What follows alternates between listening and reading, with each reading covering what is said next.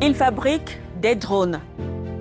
Ils fabriquent des imprimantes 3D, des machines industrielles, des véhicules. Ils développent même des solutions technologiques, mais aussi scientifiques. Eh bien, nous sommes à l'Institut universitaire de la côte IUC du côté de Douala, au Cameroun.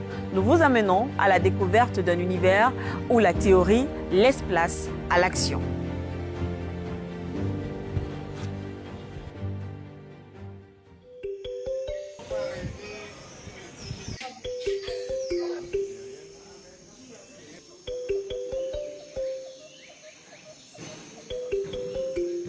Je suis M. Thierry Innocent, je suis agent administratif ici.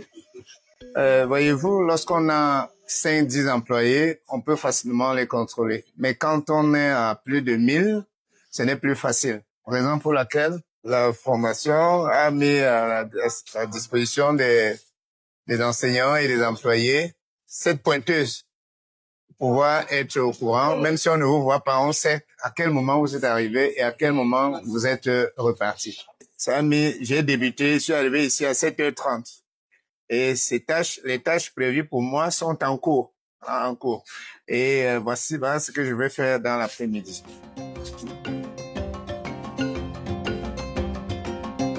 Oubliez les clichés. Ici, l'innovation prend vie. Ici, les étudiants transforment leurs idées en solutions concrètes.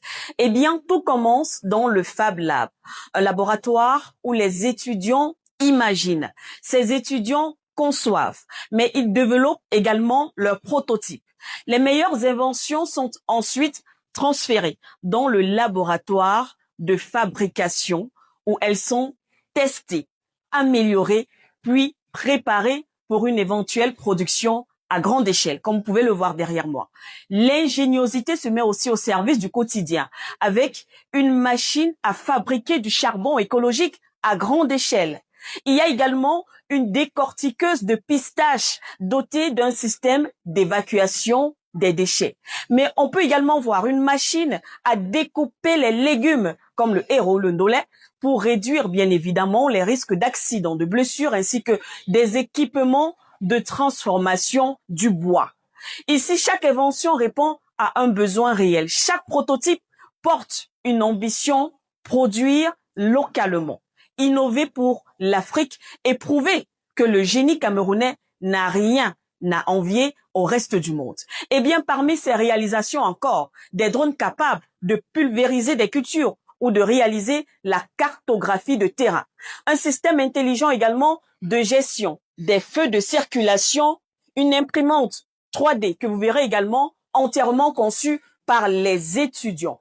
On parle également de fretteuses numériques pour fabriquer du moins des châssis automobiles ou encore une chaîne semi-automatique de production de savon.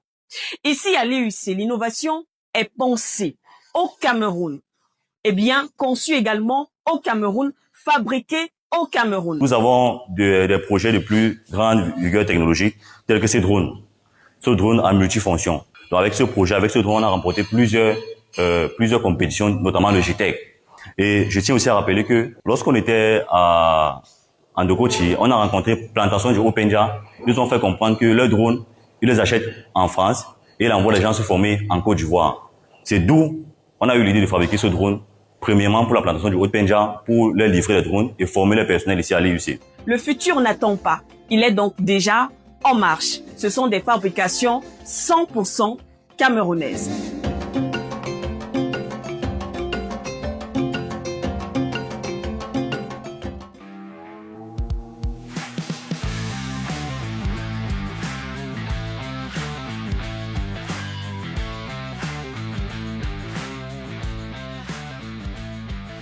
Ici, les épreuves de maintenance se déroulent sur de véritables véhicules. Les étudiants montent eux-mêmes des systèmes 4x4. Ces étudiants installent des dispositifs d'alarme, mais aussi de télécommande. Ils réalisent des opérations de câblage, d'électricité, de peinture. L'un des plus grands symboles de ce savoir-faire, ce sont ces voitures entièrement fabriquées à la main par les étudiants de l'IUC avec bien sûr l'accompagnement de leurs différents encadreurs. Conçue et assemblée sur place en 2014, cette voiture par exemple a remporté le prix et demeure l'une des premières réalisations 100% locales. Dans cet établissement, eh bien, la formation est avant tout une affaire de pratique. Dans les ateliers mécaniques et d'électronique, mais aussi d'automobile, les étudiants apprennent donc en travaillant sur des équipements réels, mais aussi en relevant des défis techniques très concrets. Ici, nous sommes bien sûr à l'Institut universitaire de la Côte. La particularité de l'IUC, c'est mettre un accent sur la formation pratique. Et parce qu'on s'est rendu compte que c'était un très grand lacune. Les techniciens qui sortent des écoles avec des diplômes, mais qui ne sont pas à mesure de démontrer avec efficacité ce qu'ils ont appris.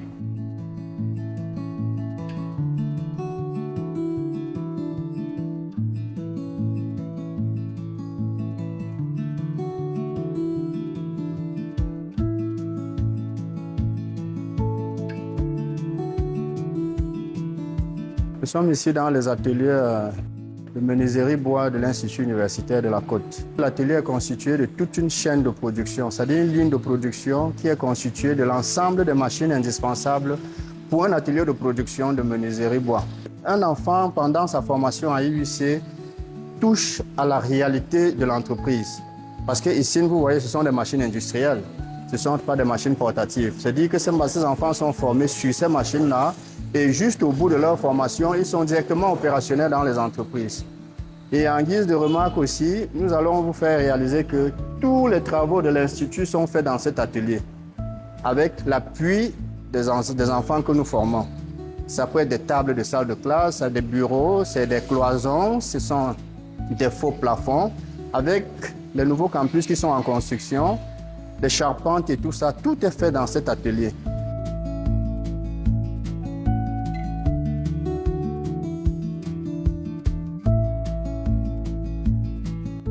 Ici, nous avons affaire à une cintreuse de tubes, encore appelée pipe bending. Alors, avec cet équipement, nous allons pouvoir cintrer les tubes comme vous voyez, dans l'optique de pouvoir réaliser une chaise comme celle-ci.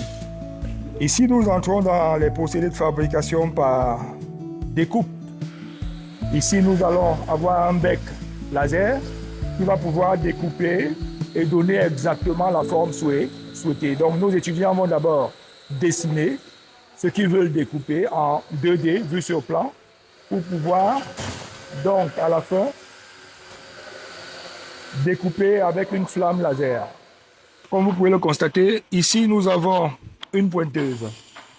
Si vous l'avez vu à l'entrée, chaque enseignant doit impérativement pointer sa présence avant, pendant et après chaque cours. Donc ici, nous fabriquons le caisson nous-mêmes. Par la suite, nous allons monter les composants électroniques.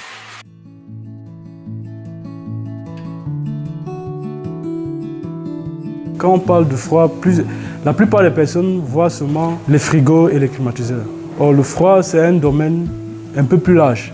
Dans le froid, il y a l'électricité, il y a l'électronique, il y a l'hydraulique industrielle, il y a même le bâtiment. Par exemple, ce que vous voyez ici, c'est une vitrine frigorifique moderne.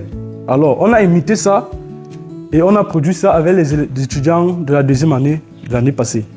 Donc, c'est un même système. Sauf qu'ici, on peut ouvrir comme les gros frigos vitrés que vous voyez souvent dans les débits de boissons là. Donc, on apprend également aux étudiants comment installer un climatiseur, faire un bilan pour savoir la puissance nécessaire à installer dans un local, comment faire un diagnostic fiable et comment dépanner en cas de panne. Des drones aux machines industrielles, des véhicules aux équipements médicaux, eh bien, ces réalisations montrent qu'avec une formation de qualité, le talent camerounais est capable de répondre aux défis du pays.